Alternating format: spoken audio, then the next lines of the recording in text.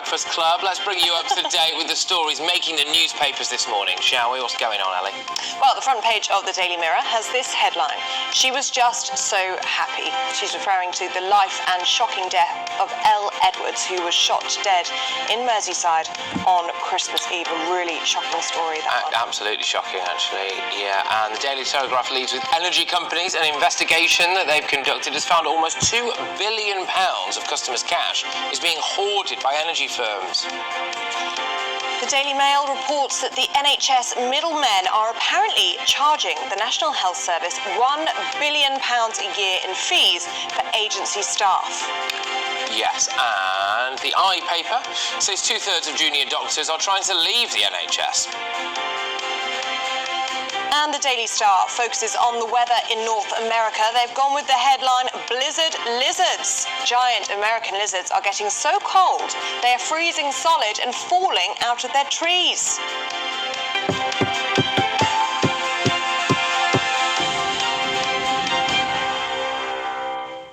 Always something different from the Daily Star. Yes, very different, actually, as if things weren't bad enough for those poor people in America. You've got falling lizards now. But anyway, there you go.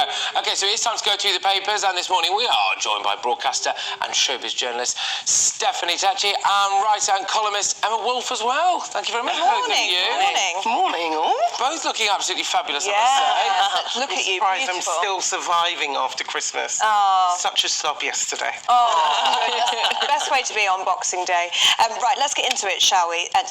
This photo all over the front of the newspapers this morning of Elle Edwards, 26 years old, shot dead on Christmas Eve in her local pub. Emma, it's just such a shocking, horrific story, isn't it? Yeah, and this story in the Daily Mirror, which I've chosen on page 4 of the Daily Mirror, it's just friends of Elle just talking about the evening, about the Christmas Eve shooting, and just what a shock it's been, and how senseless and how kind of, how it just came out of the blue. She doesn't appear to have been the intended target. There's still a lot of, doubt and sort of uncertainty over exactly what was the motive, what were the reasons for this. Other people were injured also in the shooting. It's another big incident on Merseyside as well. We've had a couple of really shocking ones in recent times. And Stephanie, it does point, I wonder whether or not, things getting worse. We had, London's obviously renowned for violent crime. The Wild West Midlands, they always seem to score relatively highly when it comes to stabbings, etc. And Liverpool does seem to be, or Merseyside, I should say, does seem to be getting worse again. It does, and it's, earlier this year we heard of the story of the little girl who was shot.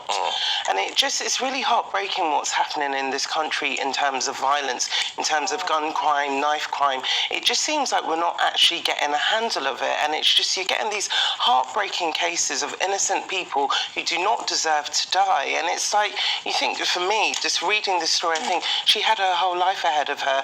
And I don't know how people who actually kill people can sleep at night knowing that they've taken an innocent life. And why people don't turn them in as well is the thing. I mean, I get there's a lot of pressure in gangland, etc. But I mean, look at these pictures all across the front pages today. But what strikes you, I think, about this story is that could have been anyone. I mean, she was literally anyone going on Christmas Eve. It's just what you do with your friends. Normal. Exactly. British thing to do, isn't it? To go to the pub. I mean, I was doing exactly that. I think that's really struck me about this story. With her sister and her friends, I was doing exactly the same thing.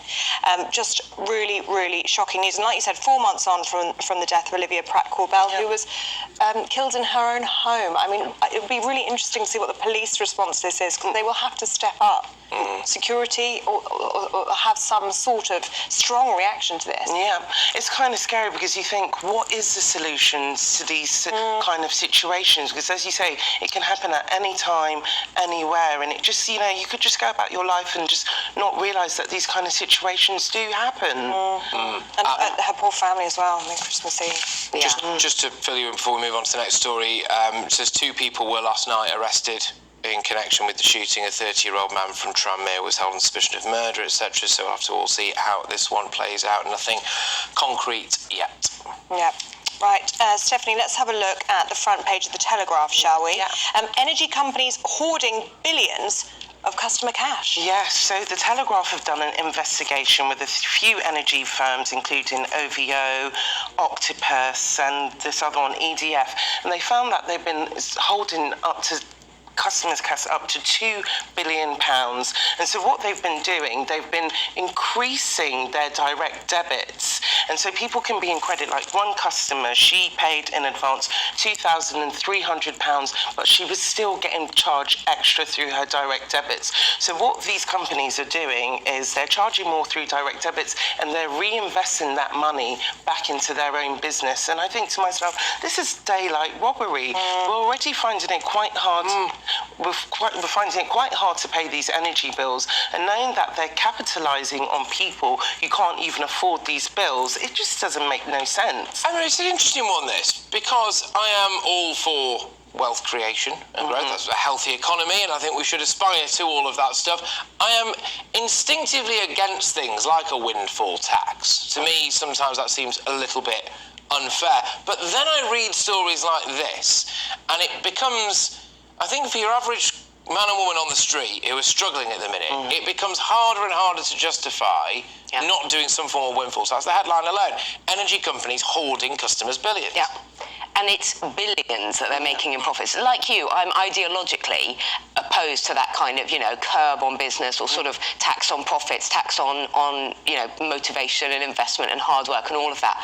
But when it's billions, and and I know there are old people in their homes right now in 2022 who's too cold, who are literally living in one room in a heated blanket. There's a lady downstairs, and I know that she has spent Christmas wrapped in her heated blanket because she can't put on the heating, and she is 75 years old, and that kind of thing. And yes, something has to be done about these energy firms, because of course we want investment, of course we want growth, and all of that is really, really important for the economy, but we also need to live as human beings. Yeah, and it feels like we're kind of fighting a losing battle, because I know so many of my family friends who are like turning off lights, turning off heaters, so you could be doing all these measures, which is not how we should be living, and still the direct debits are still going up. They are, and actually, as well, just before we move on to our next story, I thought it was wrong to do a blanket amount of money that we get, right? Because I got that, and I actually at the time was just living on my own in a very small flat. I was hardly ever there. Never there. So actually, really, I'm a very fortunate person in the sense that my energy bills, just by virtue of me not being there, literally, haven't really gone up, right? Yeah, I still got something like 140 quid or whatever it was. Yeah, and but Patrick, also a lot of wealthy middle class or wealthy older people, everybody got that payment, got those emergency payments. Shouldn't they have been targeted to the people that really needed them the most? Talking of ridiculous payments, the BBC apparently... Angry. You thought I was angry now. I'm a little bit more angry now. Go on, run us through why you're enraged. Well, £7 million. So the Daily Express have been doing this really interesting investigation, which I was actually following, and this mysterious one of their rebranding exercises. And lots of us have quite strong views about the BBC's choices about, budget and budget cuts and what they're paying people and all of that kind of thing. Anyway, the BBC have taken months and months and months to reveal how much this rebranding costs. But of course, this isn't just a rebranding, waste of money kind of £7 million rebranding. This is licence fee payers' money. This £7 million rebranding, it was a digital rebrand, and it was a move to create a modern BBC. And this is as over 75s are forced to pay for the licence fee, and many regional news outlets recently have been closing. And I'm sure many of them, if you were to actually ask them, would you prefer a rebrand or would you prefer to keep your local radio station? That money could have kept people in jobs. I do like the BBC and the content that they create, but in terms of their infrastructure, they always fail to read the room in terms when it comes to finances and what their money should be going. How they could spend £7 million on logos, it just doesn't make sense to me. But also on these logos as well. So you hold it up. £7 million for what appears to be I'm not being funny, but if I had a toddler and she came home from kindergarten with I'm not sure I'd even put it on the fridge. It does look like something you just knock out. I could do one for you on the desk right now. Yeah. I mean, it's just squares. £7 million. It is just, that's it. I don't think we'd get a job review. And these logos were rolled out in October 2021, and it's not just the rebranding, it's the lack of transparency. Like Stephanie, I really respect a lot of the BBC's output, and some brilliant journalists, some fantastic presenters, and I work at the BBC a lot. Yeah. But I think this kind of thing, when it's taxpayers' money, this isn't just some kind of management consultancy. This is actually taxpayers' money, and this is over 75s. Lots of people I know now are saying, do you know what? I'm not going to pay the licence fee, and I'm not going to engage with that kind of content at all. I feel like they own the public explanation on why this costs £7 million. Well, they do. Because it just... I mean, and like you say, the fact that there has to be an investigation into this. I mean, this was an FOI investigation that's taken over a year for these figures to be revealed. Yeah, exactly. When it's public money, actually. Well, it does, and they do have that duty. I get that it's a slightly different thing in a sense, and emotionally maybe, because people see the BBC through their screens. But I mean, if it is public money, then the public have a right to know exactly how and why it was spent. Exactly. Moving on, Stephanie. Yeah. So in front of the Guardian today, they're saying that students are facing the worst housing crisis since the 70s, and at the moment students are being forced to couch surf with friends, live with parents, or live in unacceptable conditions such as rooms without windows. And this is all because universities are not planning to expand their accommodations, and they're doing more deals with private landlords, which frankly a lot of students can't afford. And it's a shame, because we're always trying to entice people to come study in the UK, but it seems at the moment we don't have the right housing conditions for them. And with the whole cost of living crisis, students are also being affected, and it's the last thing you need when you're a student. When you're a student, you want to actually enjoy studying and not having to worry about where you're going to be living. And I don't know how this has slipped under the radar for all of these students and universities, and why they're not making a big issue out of it. I mean, there is just a shortage of housing across the board, isn't there? I mean, it's a huge issue in this country, but I mean, for students especially, I do feel for them, because they're not working. Yeah. They are forced into homes a lot of the time that it's not what you or I would want to live in. No. My student accommodation was shocking. Yes, yeah, really bad. Yeah. My mum sat down and wept on the bed. Oh no! Yeah. But that was, of course, just because the golden boy was moving.